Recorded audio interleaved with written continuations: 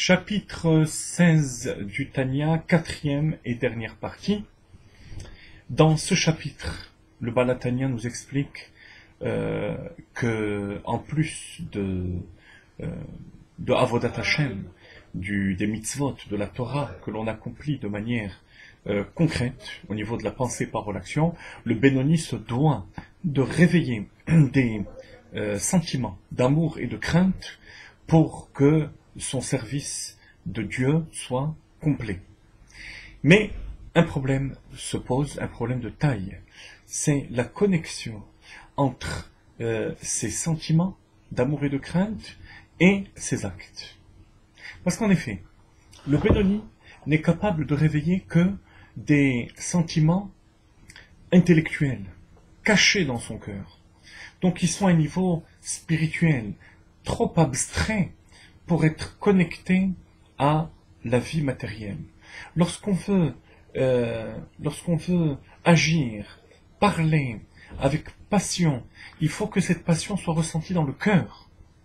Mais si ça reste caché au niveau du cerveau, et même au niveau du cœur, enfoui dans le cœur, il n'y a pas de connexion entre ces sentiments et les actes qu'on accomplit. Alors on a l'impression d'avoir des bons sentiments, cachés à l'intérieur, foi en Dieu, l'amour, la crainte de Dieu aussi. N'importe quel juif vous dira qu'il aime Dieu. Mais lorsqu'il fait sa Torah et ses mitzvot, il ne le ressent pas. Problème terrible, ça. Alors, on a l'impression que c'est de l'autosuggestion, qu'on s'imagine avoir des sentiments alors qu'on n'en a pas. C'est valable d'ailleurs dans tous les domaines, dans la vie de couple, vis-à-vis de nos enfants, dans la mitzvah d'Ahavat Israël par rapport à son prochain. Admor HaZaken nous dit quelque chose de fantastique dans ce chapitre. Premièrement, savoir que notre niveau à nous, celui du Benoni, c'est effectivement un niveau qui ne nous permet pas de réveiller un amour et une crainte dévoilés dans notre cœur. C'est le niveau des tzadikim. Donc c'est important à savoir.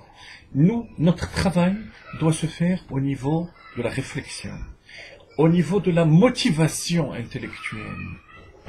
Et même si ces sentiments restent cachés dans le cœur, et qu'on agit en conséquence, ça sera suffisant. Et qui fait la connexion entre le monde du cerveau et l'action? C'est comme toujours, Akadosh Baruch. C'est Dieu. Et on prend le texte, et on va démontrer cela à partir d'une parole de nos sages. Vous allez voir comment, dans un passage, une ligne de la Gemara, se cachent les trésors de la Torah. Page 70 dans l'édition bilingue, vers le bas. Vézé Ramzou Razal. Et ceci, nos maîtres l'ont mis en allusion. Be'omram, lorsqu'ils disent dans la Gemara Kiddushin, page 40, Marshava Tova, une bonne pensée. Ce sont ces sentiments cachés. Hakadosh Baruch Hu mitzarfa lemaaseh. Dieu, alors je traduis littéralement, rajoute, connecte cette pensée à l'action. Que veut dire la Gemara là-bas?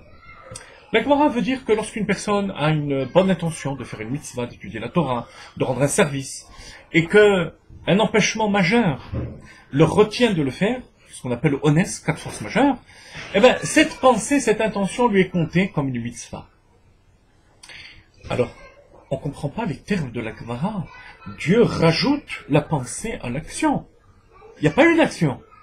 Quand on dit Dieu rajoute la pensée à l'action, c'est-à-dire qu'il y a une pensée, il y a une action, qui sont déconnectées. Mais, que veut dire la Gemara lorsqu'elle dit que Dieu rajoute la pensée à l'action? Ba'avelel et memar, dit le Baal HaTanya. On aurait dû dire Dieu considère comme si, alors qu'on n'a pas agi. Or la Gemara dit Dieu relie pensée et action.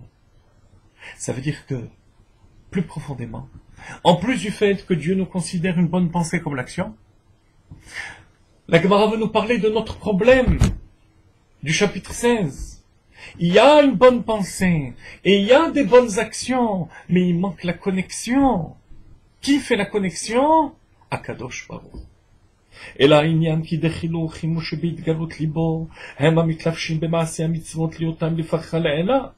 Normalement, ce qui permet de donner des ailes, c'est le cas de le dire, à nos actions, à nos mitzvot, à notre vie.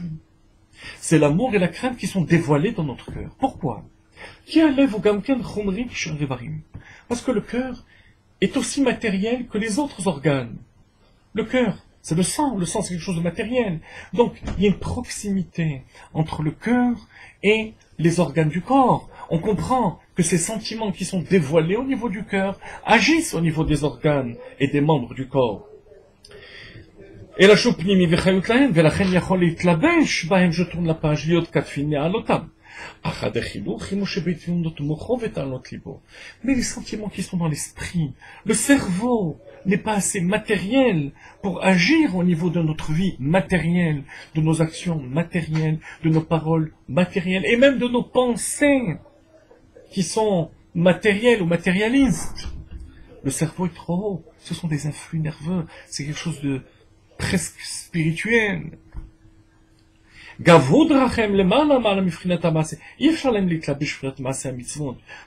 le cerveau ne peut pas descendre au niveau des actions des mitzvot.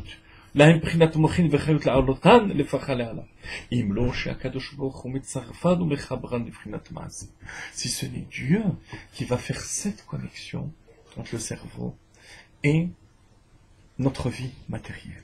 En d'autres termes, il faut faire les mitzvot, il faut étudier la Torah, il faut faire tout ce qu'on a à faire.